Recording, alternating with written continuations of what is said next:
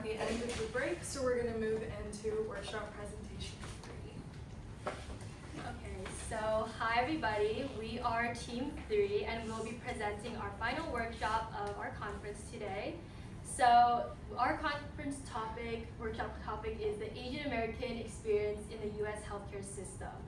So as you guys might know, we're in the month of May and it happens to be AAPI month. And we aim to celebrate Asian Americans, Native Hawaiians, and Pacific Islander communities in this month-long celebration. So we hope that through this workshop, to honor the significant history, culture, and contributions these communities have made in the US, and we want to emphasize that this month is the time to recognize the achievements of the AAPI community. And overall, we hope to promote understanding and appreciation of its diverse cultures and experience.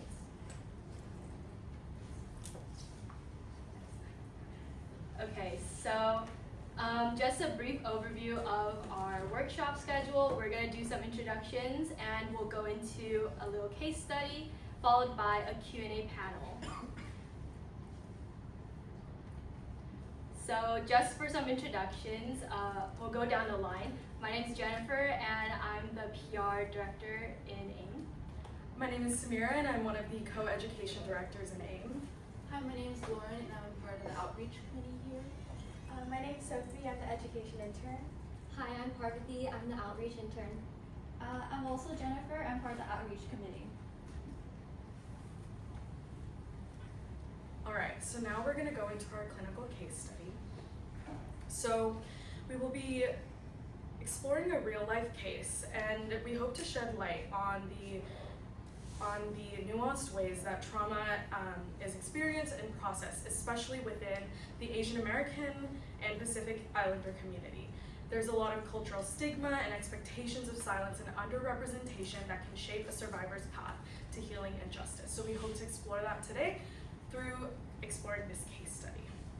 So this discussion will reference a little bit of sexual assault and trauma. So please take care of your well-being and feel free to step out of the room if needed. Today we begin by grounding our discussion in Know My Name, a powerful memoir written by Chanel Miller. Initially known to the public as Emily Doe, Miller is a survivor of a widely publicized sexual assault case that occurred on Stanford University's campus in 2015. Her anonymous victim impact statement went viral and was read aloud in Congress and catalyzed a national reckoning around sexual violence, survival, advocacy, and the shortcomings of the larger American legal system. Know My Name is more than just a recounting of the trauma that she experienced. It is a deeply personal narrative that centers around reclaiming identity, navigating shame, and demanding recognition and justice. Through her writing, Miller transforms the experience of being reduced to a legal case into a bold assertion of agency, forcing society to confront how it treats survivors and those whose voices are not heard. Miller also reflects on her identity as an Asian American woman, how being an Asian American woman has shaped her experience, feeling pressure to be quiet, composed, and agreeable, even in the face of profound injustice. She writes about her cultural expectations around silence and shame, and how this has deepened her struggle to speak out and be heard and be seen fully as a person beyond the assault that occurred.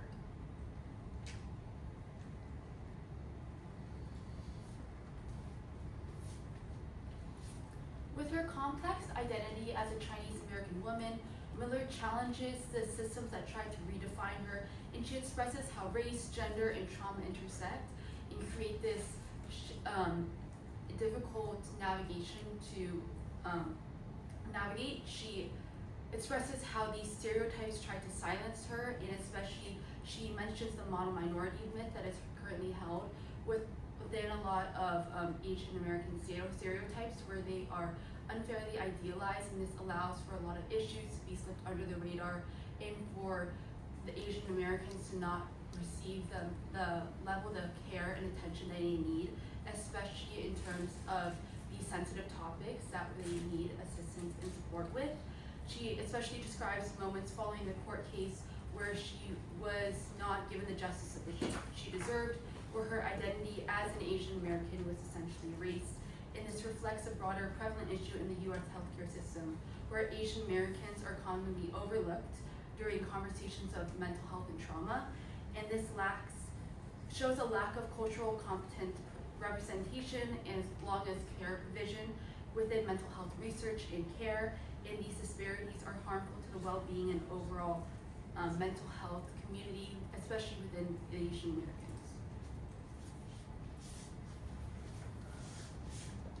So after the assault, Miller felt structurally isolated, particularly in the healthcare system. This medical process was not trauma-informed nor welcoming, so providers could not really understand the breadth of her case and nor the impact that it had on her mental well-being.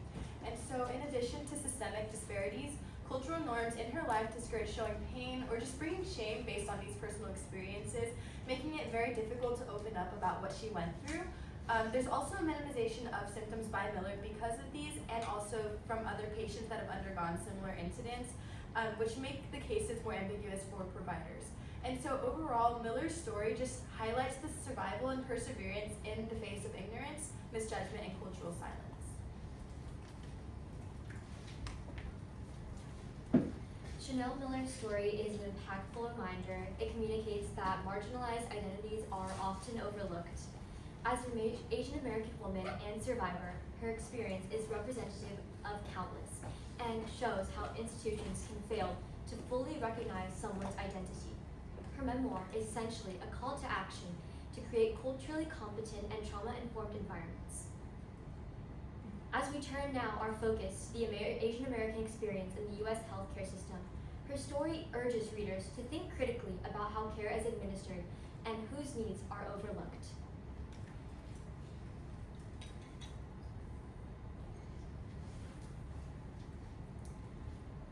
Today, we are incredibly grateful to welcome 3 guest speakers working to transform the healthcare system. We are honored to learn from your insights for a more just and inclusive healthcare system. All right, now we'll have the speakers come up.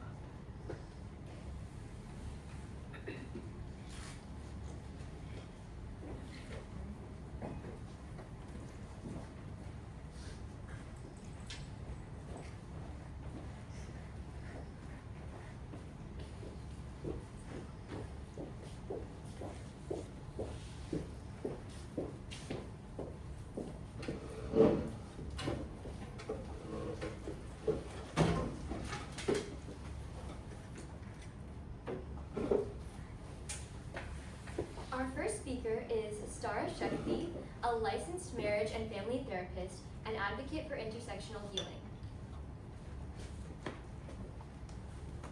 And our second speaker is Dennis Tran, who is a queer, partially blind, late identified autistic ADHDer, Vietnamese American disability neurodiversity advocate, consultant, and storyteller. And our third speaker, Felix So, is a postdoctoral psychology fellow at Children's Hospital, whose research focuses on developmental psychopathology and understanding etiological pathways for emotional distress.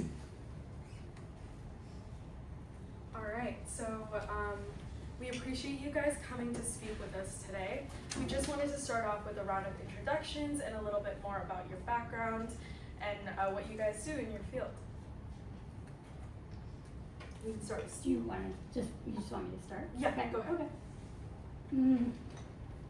So I'm a licensed marriage and family therapist, LMFT for short, and I have a master's in clinical psychology. I have my own private practice on the west side of LA. I work with young adults in their 20s and 30s who are usually adult children of either narcissistic parents or emotionally immature parents. And I help them to heal from childhood trauma, and so they can have healthier relationships in adulthood. I work a lot with people with intersectional identities, so people are often in the LGBTQ communities, or BIPOC, or first generation American, also neurodivergent. So I work a lot with people with ADHD in particular. And let me see. I think that's it. All right. PhD, and now I'm at Children's Hospital,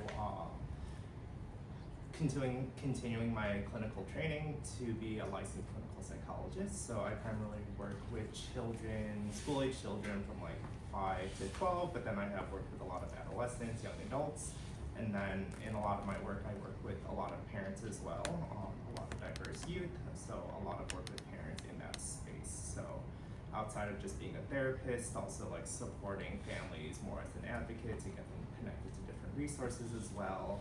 And then part of some of my rotations now is rotating within the main children's hospital through different departments. So right now I'm placed in the emergency department, so working in that space, really doing more like risk assessments for kids who come in. And for me, it's like my background's in like public health policy, and I graduated with that degree. However, my work has always been informed by my lived experience as a partially blind, disabled, neurodivergent, atypically autistic ADHD, and it kind of went into my journey of like storytelling and using stories as a way to social impact, through empowering other people to be more inclusive, and but also neurodiversity affirming practices in workplace setting, but also representation in media, but also in a variety of in work environment and leadership setting as well, but also to kind of like to really shape the narrative of perception of disability and neurodiversity within the ADHD community, where there's a lot of stigma, intergenerational cultural gap, and kind of tying those into mental health challenges. And I kind of just do it in various forms, where it's like disability and inclusion consultation with companies and businesses and stuff like that, like where I was working on a project called Blues, Clues, and You, where I kind of shaped the autistic characters in the media, but also gave speak and lecture and workshop to ERG business organization to kind of help like build best practices on how to build more psychologically safe workplaces and experiences to kind of help people feel more empowered to lead.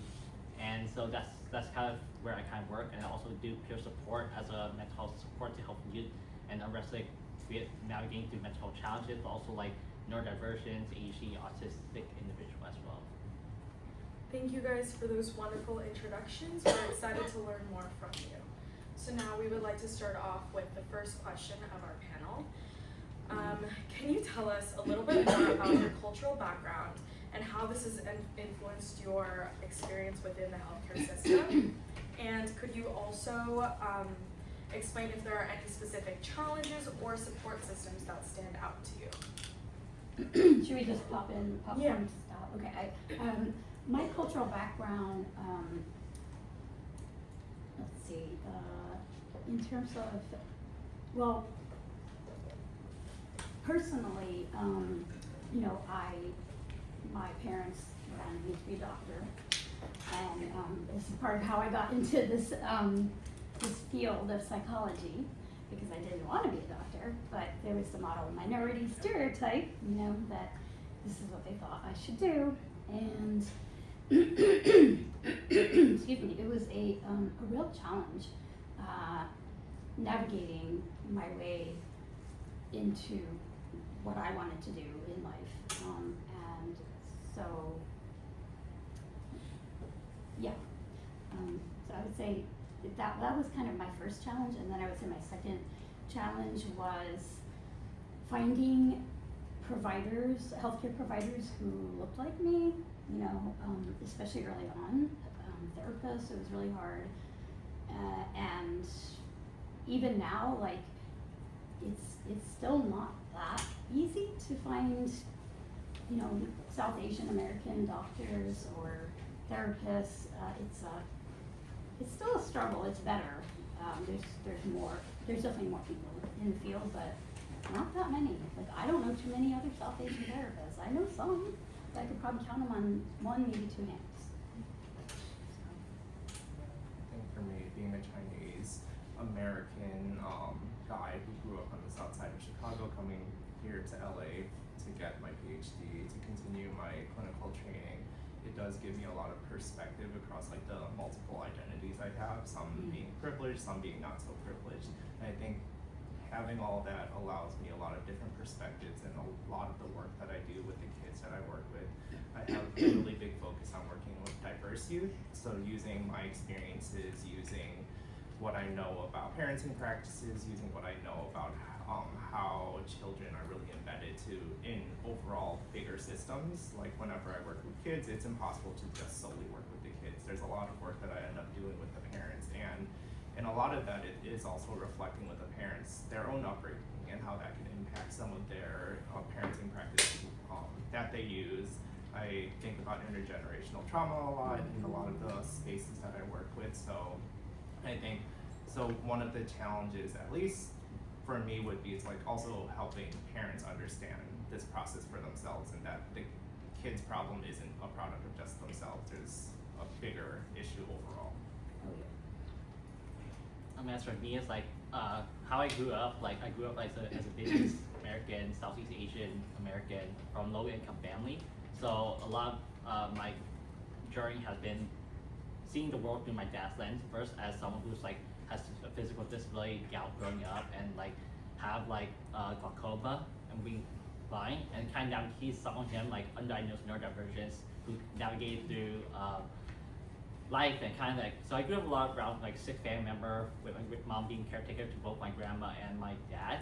It's also kind of always opened door to like the systemic barrier I kind of saw in the healthcare system, where it's like very for-profit driven, and there's like a lot of lack of access to professional healthcare providers that actually understand what you're going through and their experiences, or like kind of things that like even like traditional medicine, like healthcare treatments that like we use in home care setting, like a lot of doctor didn't know at the time when kind of going to the outside ER doctor, they're kind of they didn't understand like, oh, they thought like these like, you know, like the gua sha or like these things that you kind of have like on your wrist guard, they think that's maybe abuse, but in terms of that, it's like it's not necessarily abuse. So like it's kind of something that like my dad I remember my dad had to be like the one like, oh, like here, smell this, like it's pretty much this, it's like it's pre-treatment, so like kind of explain that type of thing. But it's a lot of times like it's a lot of those misunderstanding, language barrier, where it's like as a kid I would have to be the one translating for my parents, or kind of have a relative or member be able to come in translate for my parents to actually understand that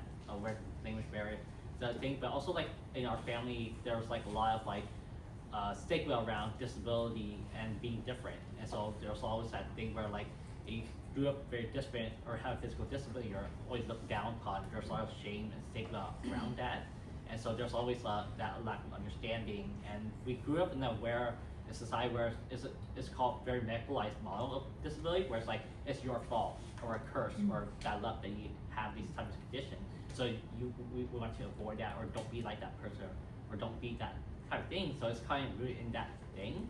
And of course, like with the whole like healthcare system, and healthcare is not as inclusive to people with disability. And I always thought like that, like should disability and healthcare actually work in intertwined, but it was not the case. And it's always been like, you know, rooted in ableism and like kind of like discrimination for people with disability, as like, oh, we need to fix you, we need to change who you are to be normal, rather than just like affirming you and just like taking in people as they are.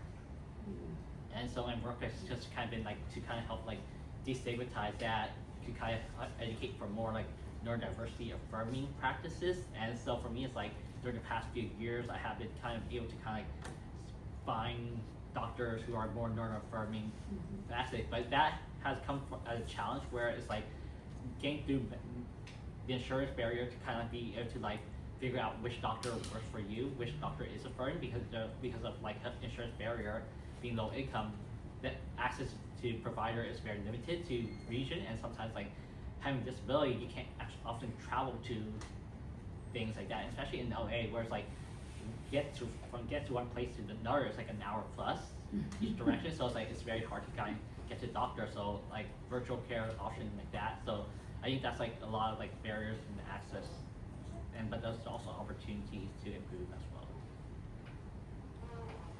Thank you for your valuable insight. Just another question, as working as healthcare professionals or just having a lot of healthcare experience, what are some common misunderstandings you have when working with Asian American patients, and how do you think they can be addressed?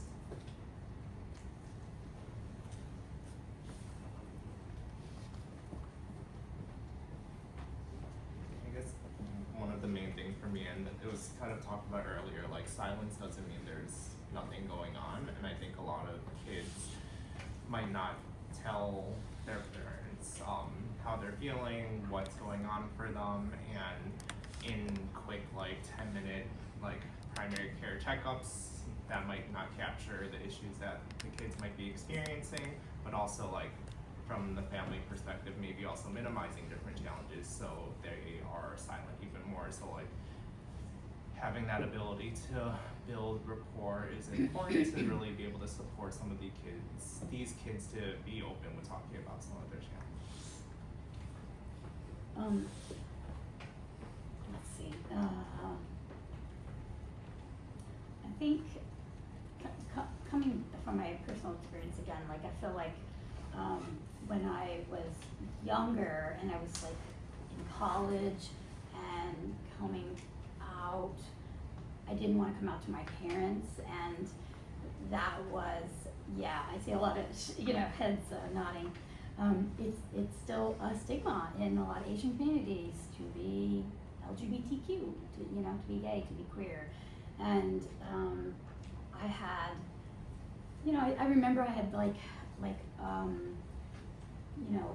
white therapist, in college who was really really encouraging me to kind of come out. And I think there was I guess one of the common misunderstandings is that like a lack of, well, I guess differences in cultural backgrounds, and like especially in the Western medical system, there wasn't, at least back then, not as much of an understanding of collectivistic cultures like Asian cultures. A lot of Asian cultures are, and African, Middle Eastern, a lot of them are, and that there were real reasons I didn't want to, but and even as I became a therapist, I found a lot of other therapists who, came from more of a white Western, background, who thought that was the way you had to come out to your parents. If you were going to come out, you had to come out all the way, and so I fought back against that, and no, that's not always the case. And in many of my clients, if they don't want to, I totally respect that, because, so yeah, so there are definitely misunderstandings. Yeah, with the cultural competence. Just adding on to that thing from my own experiences of navigating through like healthcare professionals, what I kind of noticed has been like a lot of times it can be lumped together as like the minority myth of like all Asian can be a certain way, but to kind of pit against each other. But then I think about intersectionality of like we're not minority myth, and Asian American experiences very diverse, and I read experiences where you're from low income background or queer or other type of intersectionality or mixed or bi or whatnot, like it all kind of comes down to that, or whether you're disabled or diverse, it's also kind of play a factor in it, but also like a lot of stigma within the Asian community as well, where there's the aspect of like mental health is not often discussed, sharing your thoughts and emotion, being vulnerable is kind of serious weakness, or there's a lot of shame when you open up about disability or like a health condition with your parents, or so like there's a lot of shame. Instead of hearing affirmation or kind of like encouragement, like you see like in white families, American families, some of that, you don't kind of hear that. You kind of hear like, oh, like why can't you take care of yourself better, or like why can't you be that more, right? So it's always kind of like the shame and stigma against that, and it's very hard to open up about these things, and so you kind of shut down, and then you don't really know how to articulate your needs and experiences, and then when you kind of talk about your healthcare profession, they don't understand you either, because like if they not come from the same cultural background we or Asian American experience or have a cultural competency, they may not be exposed to that thing, so they kind of maybe dismiss your needs or something like that. And of course, like a lot of diagnostic criteria are based on white males, cis hetero male type of things like that. So it was also kind of things that is often not talked about enough, like how it may show up. So for example, for my end, it's like I diagnosed with glaucoma in a very severe state that caused me to be partially blind, because one of the doctor I went to as a kid, he told me that like, oh, I went have glaucoma until my into my late 40s, and I was like, and at the same time, it's like I went, but at the same time, it was like not true, and so when by the time like I went to the doctor like later on, they told me like, oh, you should actually be going check your glaucoma every single year because once you hit puberty, it can actually has a more likely risk factor to glaucoma then, and that's when I was like diagnosed with glaucoma in a very severe state when it was already damaged, and then 10 years later, in my late 20s, I was actually diagnosed with autism, and so for me, it's like autism actually show up very differently in Asian community as well, like how cultural representation really is important because a lot of my stuff, like how I show up to the world, so I'm more feminine, I have more feminine traits, like because I show for emotion, or I'm very outspoken for a guy, or like have these experiences, it's deemed as like, a lot of people call me girly or feminine for doing that type of things, or I don't like participate in like traditional norms, so it's like, it's very easy to get dismissed, or very often as like, oh, like this person's just being anxious, or this person is just like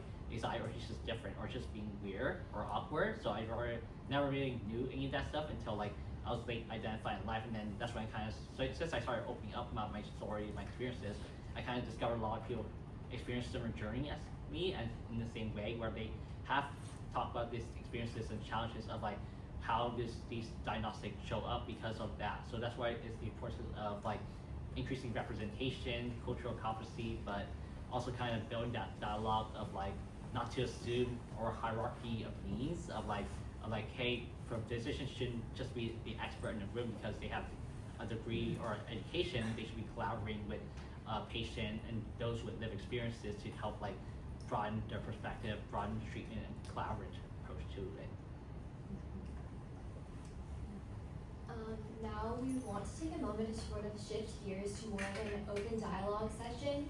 So anyone in the audience, if you have any questions, comments, thoughts for our panelists, please feel free to share at this time.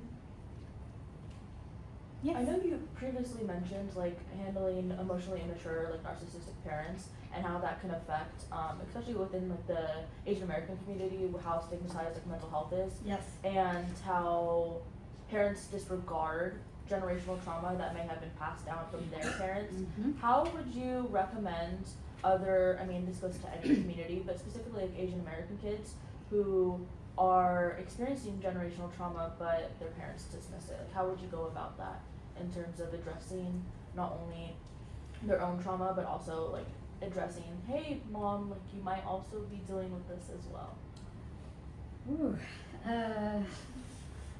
well, there's two parts to the question, right? And the talking to the parents about it is, especially if they are narcissistic or emotionally immature, or often just immigrant parents, like have a very different cultural like view than the children that are who are being raised here in America and with Western American cultural values, right? So for sure, working with, I work with the adult children a lot, so I think, let's see, I think just like helping, I think helping the children to have a little bit more of a dialogue with their parents, maybe, like, even if it's just like asking a little bit more about their childhood, or what was it like for them growing up. And granted, narcissistic parents are very like hush hush about their own personal background and childhood, but if you're just talking about Asian parents who are just immigrants, and maybe they're not narcissistic or emotionally immature, although it's emotional literacy it's a challenging thing with Asian immigrant parents, just in general. I would say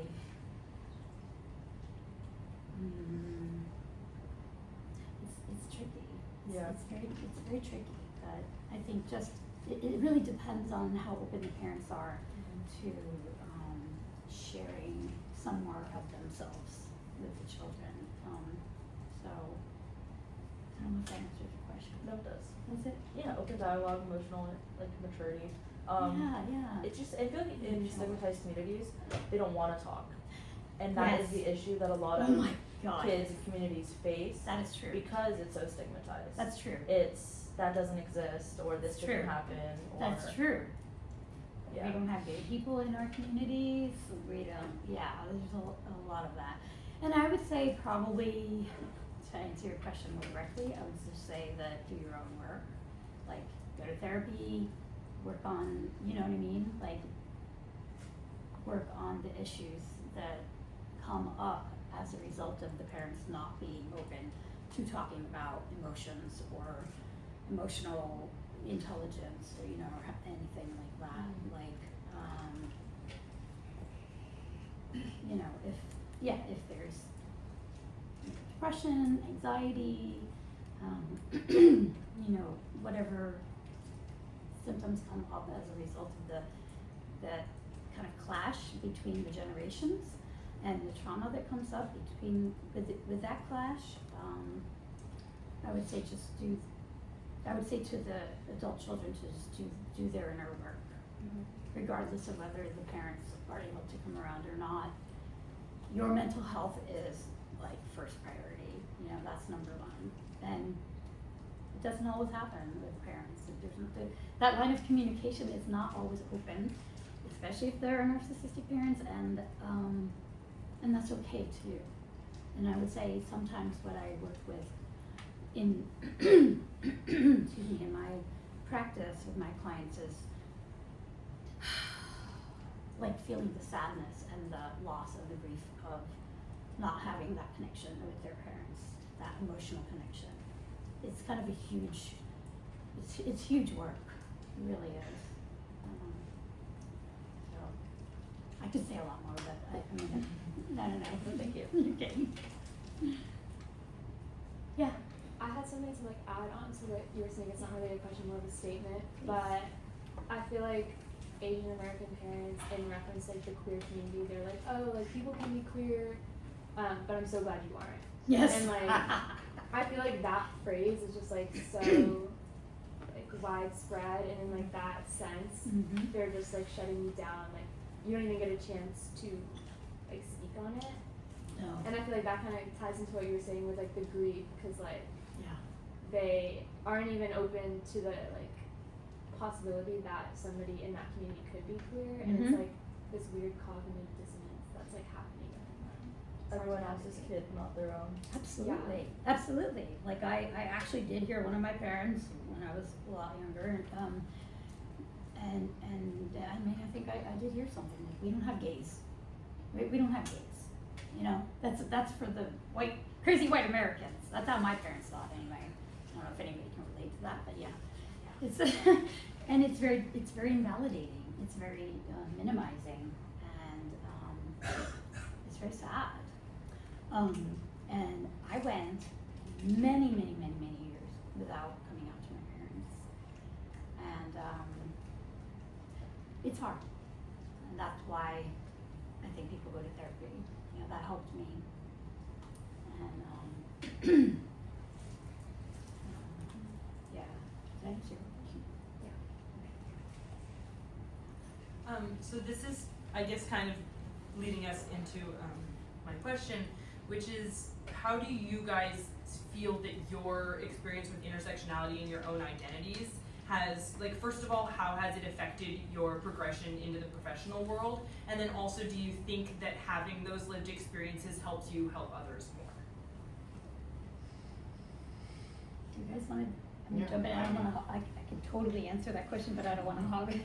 Yeah, I think with my different identities, as I already said, like a lot of nuanced perspectives. I think from the health in healthcare, at least in a lot of settings, a lot of the providers you see are going to be white males, older white males at least, and I'm sure they could learn a lot from their clients, learning from their stories, learning from the patients, but then I think there's just a different lens when you're growing up with these different perspectives, and I think one thing that has always been nice is when I am able to use Cantonese with some of my patients, and I think some of my patients are always surprised if I do use their language, or like even if they're still fluent in English, but they're more comfortable speaking in Cantonese, like letting them speak in Cantonese and I'm able to understand and then I'm talking to them in English. But then I think there's just so much from a language perspective where it doesn't neatly translate in English. Like, I think you miss so much when something is translated into English. So like, I think having my different identities, knowing the language and everything, it gives me the ability to really connect with some of my patients. But then also like having that openness to continue learning from people's stories. I think one thing that we talked a lot about so far is just like Asian Americans, they have their own perspectives, but then at the same time, we can't assume that they abide by all these Asian American values. Even within Asian American, there's just so many South Asian, East Asian, all these different types of Asians, and you can't really make those generalizing assumptions that like East Asian experiences are going to be the same as a South Asian experience. So like still, I think just having these perspectives just helps like patients be more open to be different, for me at least. Thank you. I think just adding on to that, I think for my experiences, like with intersectionality, is like a lot of times it's a lot growing up like in the Asian culture community, like Southeast Asian traditionally, like it's like a lot of times like, yeah, you're not supposed to share your emotion, you're not supposed to share your thoughts and feeling with other people, it's unsafe. And so for me, it's like as I kind of navigate through that, like understanding about disability, my own disability, my own neurodivergence, like later on in life, it's like there are times when I was like a lot of things that I kind of faced within my own family, where like my own family, like my dad's side of the family, there was a lot of stigma, shame around disability and neurodivergence. So I often kind of felt like, you know, like, to avoid there's something to be shameful to hide, to hit part of yourself, and so mental health challenges was like not very openly discussed. So, but then at the same time, growing up as a kid, like navigating the school system, it's like there was no conversation about mental health. It was always surface level, like how are you good, and we just move on with our day and stuff like that. But at the same time, like when I remember senior year of high school, when I was like took time off for surgery from glaucoma, it's like a lot of people started to avoid me because like I was using an eye drop for my medication. And it's like there's a lot of stigma around like disability and neurodivergence beyond just like the Asian culture, but also in society system level too, where like people just don't know how to respond to these type of things as a kid growing up. And so we kind of grow up and be a part of these systems that aren't prepared to navigate through that, but also kind of like I mentioned before, like our medicalized model of disability, where like, oh, it's about this person, it's this person's fault, they need to change, they got fixed. So I kind of grew up that. So it's like it's to a point where it's like you don't want to open up by yourself with other people because they don't want to understand you. And then even asking for help was like it's not like you're, I know you're encouraged to ask for help and stuff like that, but at the same time it's like when you're asking for help, it's like it's not helpful, but it's just only hurt yourself more. So you don't just suppress your needs. So then when I kind of thought to come to a workplace where like I hear about disclosure about like should I open up my mental health challenges, or should I open up my disability, or I'm not gonna hire me or fire. So I was like very scared or hesitant to actually do that. But then for me, it's like in a very healthy work environment, like from my experiences, like people were like, I had a colleague who were like very much like, we were like, why didn't you open this to tell me sooner? Like, why did you? I was like, I didn't know it was like a big issue to open up about disclosure. Cause I think my first job out of college was actually a healthy work environment, so that's why I was like very privileged and access to have that. But then after that, after that job, I was like, the reality wasn't like I was supposed to the whole reality of the workplace employment of like, it's not the case. It was not the case. This is not the case for all environments. So I was always kind of faced like, you know, there's a lot of stigma around employment barrier for people with disabilities, like, you know, just people just really want to work but they can't work because there's like up to 8% of like autistic individuals who are, you know, graduate and bachelor degree like are like under or unemployed because they don't have opportunity. People can give it an opportunity, and I think there's like a lot of stigma around like when you need to be different and when you need to be queer or have a tattoo or professionalism type of things. Like if you don't meet those type of standards, I don't want to hire you, I don't want to work with you, those type of things. So and it's like it also carries into the healthcare system as well, where it's like a lot of doctors like are very hierarchy, very much like, oh, I have years of experiences, so this is my best recommendation to you. You don't listen to me or things like that.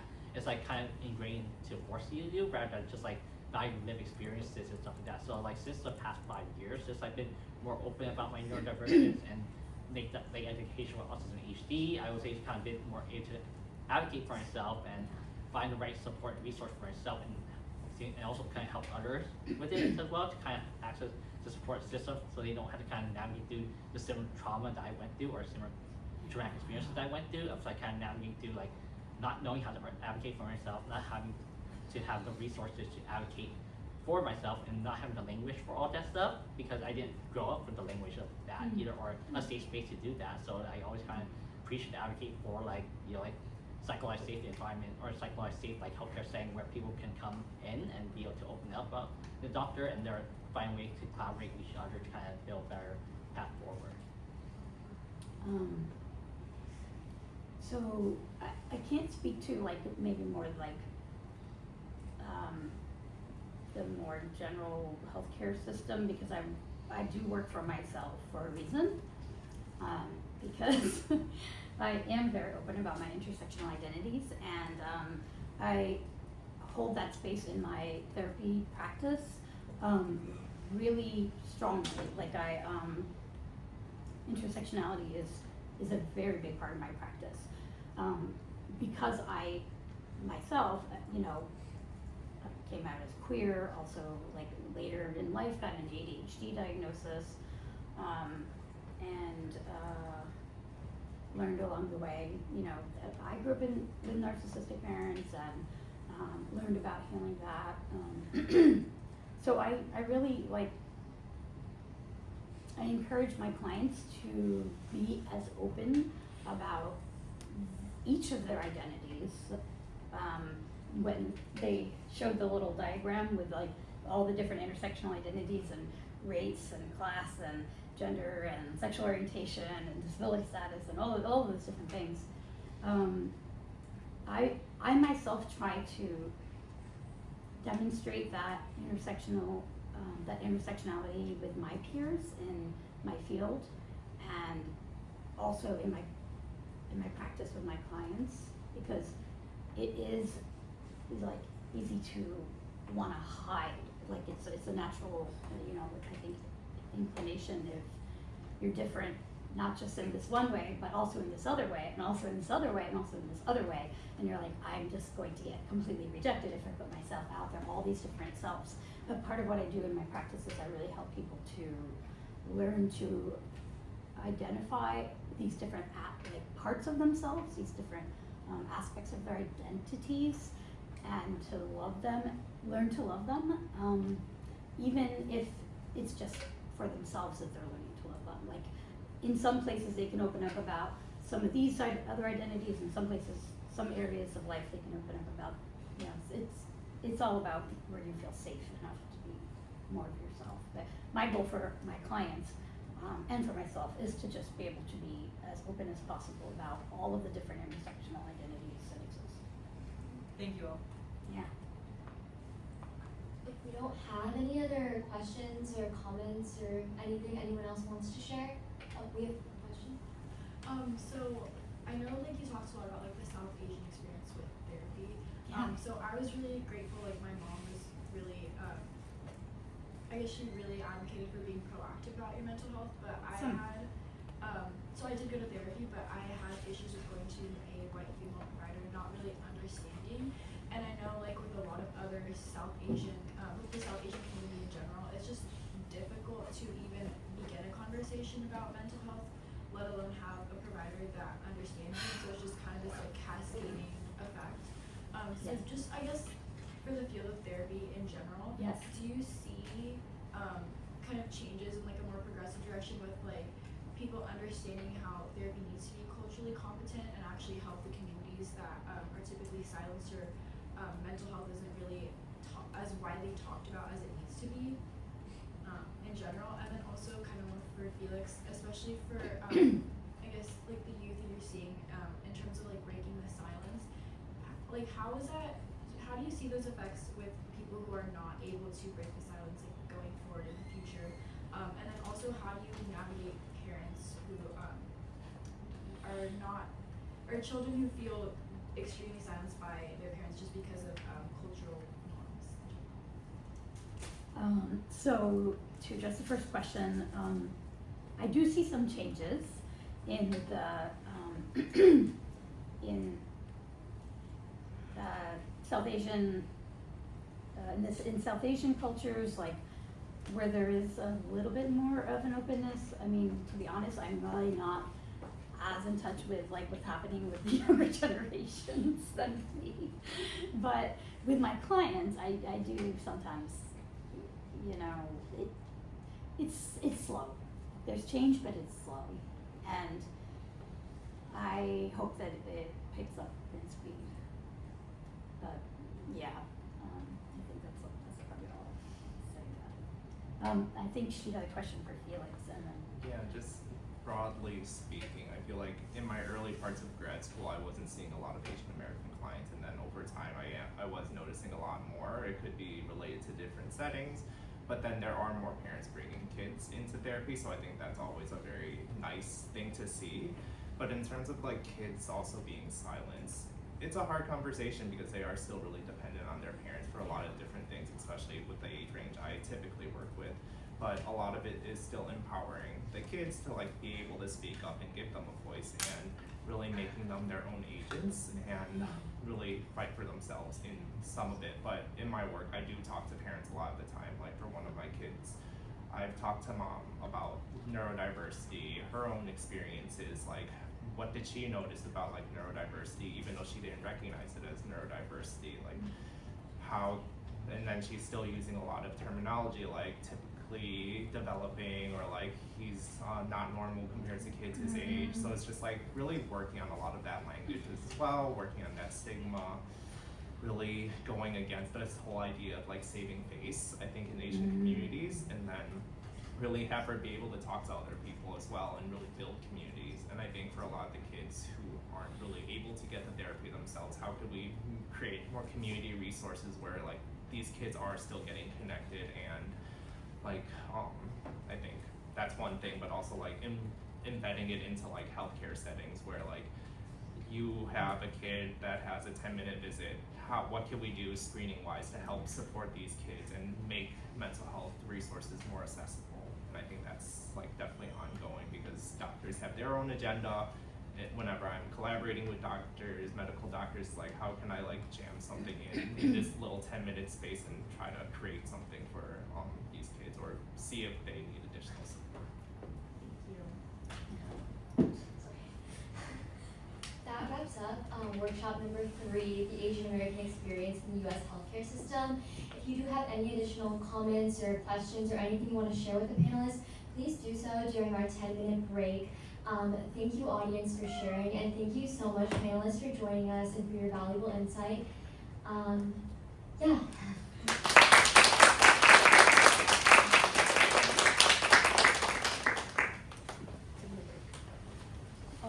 Can I see AIM board real quick, please? Sean, can you Yeah. help? So, I'm gonna talk to her. Can you go over the checklist with us, please?